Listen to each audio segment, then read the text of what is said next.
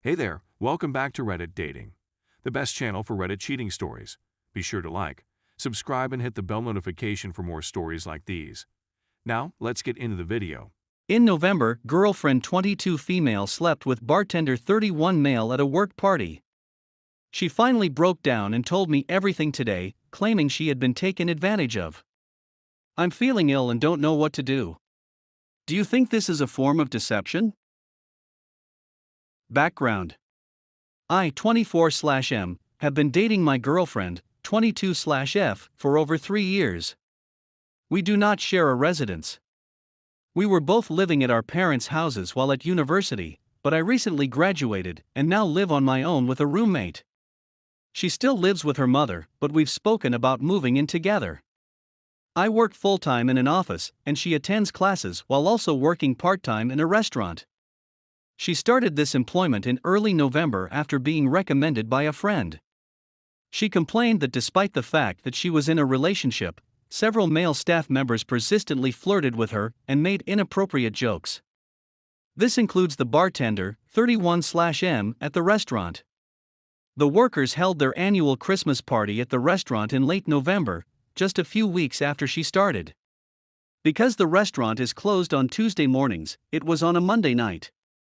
My partner was also going to be house-sitting/dog sitting for a buddy later that week. She was required to feed the dog every day and was permitted to stay overnight if she so desired, starting Tuesday. We were discussing how we both felt it was hot to be at someone else's place, and how we planned to have a few wild nights when we had the chance. This is my side of the tale. The night of the party, I stayed at home. I was told it was strictly for staff, no significant others, and I had work in the morning, so I had no trouble staying in. I dropped off my girlfriend and texted her throughout the night. Around 11 p.m., I informed her I was going to bed and bid her good night. I was still awake for another hour or two, but based on her texts, she was fairly inebriated and having a regular conversation was tedious, so I didn't want to text any more. I texted her the next morning and didn't hear back until around 2 p.m. when she told me she was severely hungover and had slept the entire day. Despite the fact that her mother's house was just around the corner from the restaurant, she stated she chose to go to the dog-sitting house a day early because it was on the way to the bar where some people went after the party. The homeowners apparently left early Monday night. Later that night, we hung out and she showed me images from the party. I was offended when I realized that most folks had brought their significant partners. When I asked her about it, she stated that she didn't believe we were meant to be invited, and that I shouldn't have worried because I had work the next day anyway. We had a brief squabble, but nothing major. We were happy for the following few days, and on Thursday night I proposed we go over to the dog-sitting house together. She began acting strangely and stated that she didn't want to do that anymore, but that we could hang out at my house. We did that, watched some television, and I attempted to initiate. She declined, claiming that I was being too forceful, and then went home. I was frustrated since I didn't believe I had done anything wrong. More of the same for the next 2 weeks or so. No, which resulted in irritation and stupid arguments about little matters. She began her tests in mid/late December, and her stress level was through the sky. Finally, once she finished her examinations, we went to a party, returned home together, and had a good time. It had been around 3 weeks, and we used to meet 5 times a week. We continued having a lot of over the Christmas holiday, but things still didn't feel right.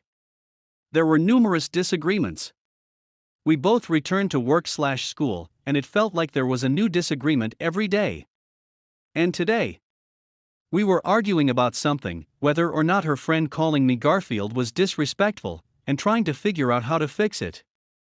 I remarked offhandedly that these minor squabbles shouldn't worry me so much, because she hadn't cheated on me. Then she burst into tears. She began sobbing and confessing that she had made a major mistake at the Christmas party. She stated she couldn't bear telling me and wanted to commit suicide. Her point of view.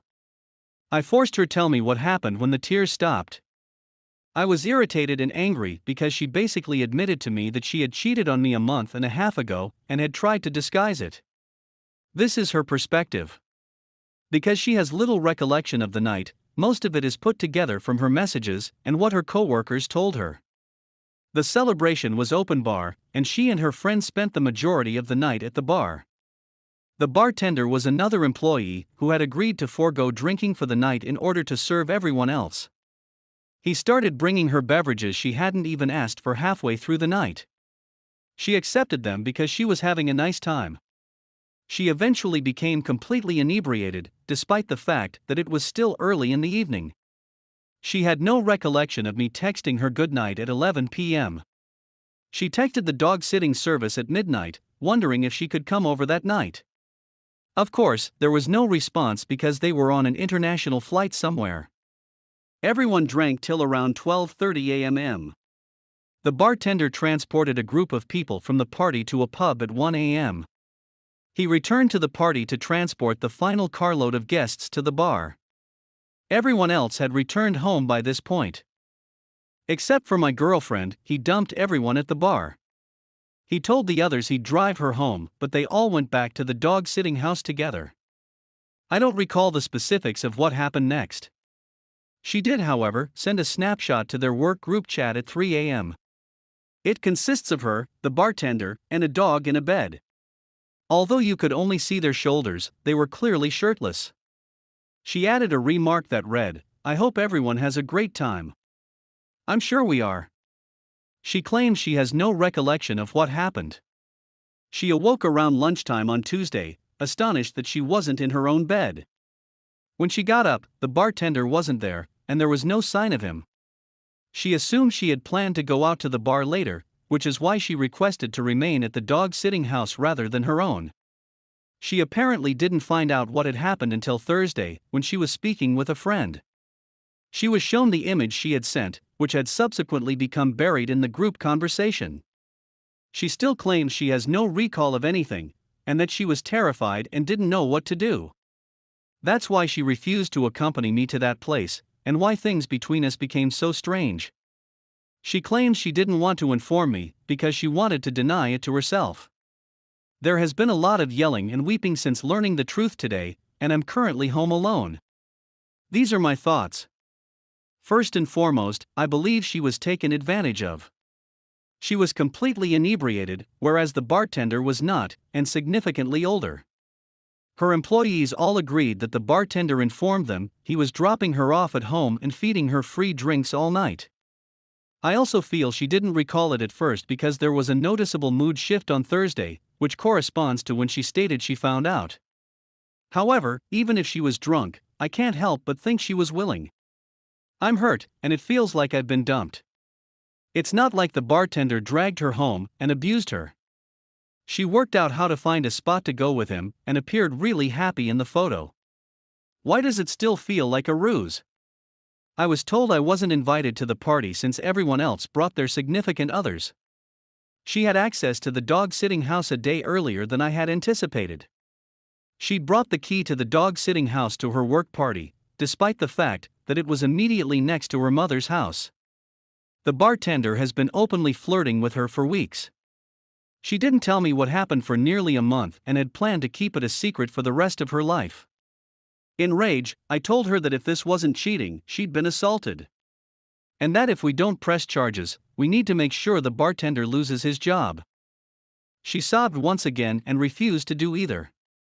She isn't willing to report him for anything and can't prove she didn't want it because she can't remember the night. What are your thoughts? I'm an emotional wreck right now, and I'm finding it difficult to be sensible. Do I need to set my emotions aside and sympathize with her as a victim? Or is she a liar? Before this, everything was okay, and I had hoped to spend the rest of my life with this girl. Update. I spoke with her again today and told her that there were too many coincidences that made it appear as though she planned it. I told her I needed some time to think about it, but I didn't think I'd be able to get over it. I know that drawing this out is probably not the greatest way to manage anything, but when you're the one involved in a situation like this, reasoning goes out the window. There are, however, a few updates worth highlighting. We looked at the photo again, and it appears that the bartender took it. She only sent 2 coherent messages after I said goodnight, one to the homeowners and one in the group chat with the photo. During this time, she sent a couple other stupid texts to a non-work friend. She gave me an earlier message in which her friend stated that the party was strictly for staff. She said she had only messaged the bartender through the work group chat. She gave me his unaccepted Facebook and Snapchat invites and claimed she didn't even have his phone number.